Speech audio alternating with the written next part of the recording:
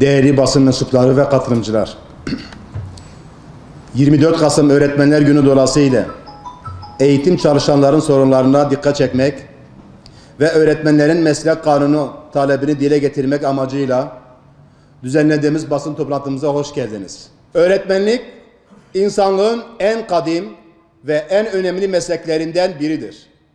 Öğretmen, çocuklarımızın şuur sermayesini arttırma, bilgi hazinesini büyütme, idrak zemini güçlendirme, hikmeti keşfetme, hakikate ulaşma konusunda beşerin insanlaşması ve bireyin uzlaşması yolculuğundan hem rehber hem de rol modeldir.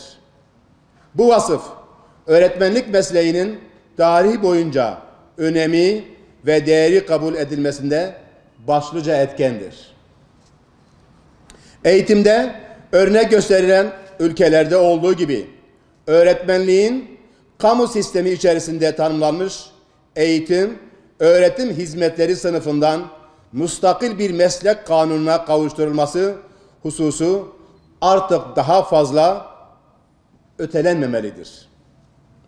Mesleğin hak ettiği şekilde tanımlanması, sosyal zeminde öğretmenlerin itibarının, haklarının korunması ve araştırması, yönetmeliklerle, genelgelerle oluşturan görev, yetki, ehliyet, liyakat noktasındaki dağınıklığın giderilmesi için meslek kanununun ivedilikle yürürlüğe çıkartılması gerekir. Ülkemizde resmi ve özel kurumlarda fiilen görev yapan 1.200.000 öğretmen var iken, öğretmenin yetiştirilmesinde emeklisine kadar öğretmenlik mesleği bütün olarak kabul alan bir öğretmenlik meslek kanunun olmaması hukuki açıdan boşluk, meslek açısından ise yoksunluktur. Kanun, hedefler ve gerçekler bağlamda uluslararası standartlara uygun bir kariyer mesleği niteliğinin taşıması, öğretmenin etkinliğini arttıracak, itibarını yükseltecek hükümler içermelidir. Meslek kanunu yapılması için gereken talep de yazılması için gereken birikim de bizde var. Bundan sonra ise bir tek şeye ihtiyaç var. O da kanunun çıkarılması, hızlandıracak irade. Bizler Türkiye'nin bütün illerinde hep birlikte o iradeyi harekete geçirmek için sesleniyoruz. Meslek kanunumuzu istiyoruz. Daha fazla beklenmeye tahammülümüz yok.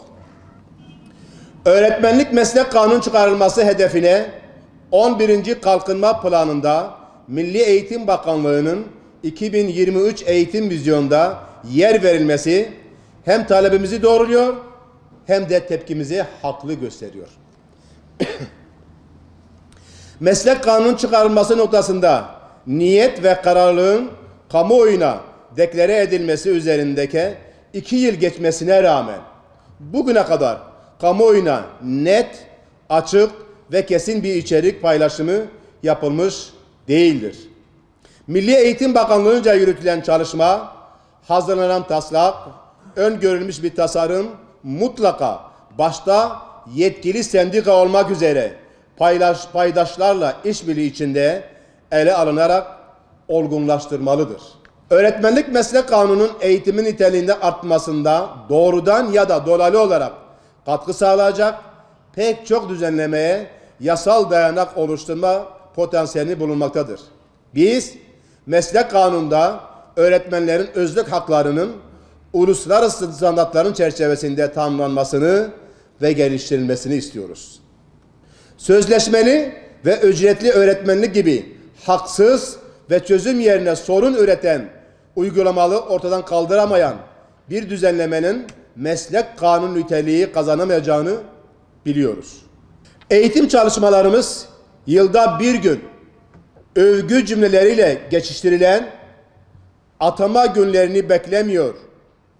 24 Kasım öğretmenlerimize verilebilecek en büyük müjde haklarını koruyup geliştirecek çalışma şartlarını iyileştirecek, uğradıkları şiddeti önleyecek, sorunlarına çözüm üretecek ve mesleklerinin itibarını hak ettiği yere taşıyacak bir içerikle öğretmenlik meslek kanununun Türkiye Büyük Millet Meclisi gündemine getirilmelidir.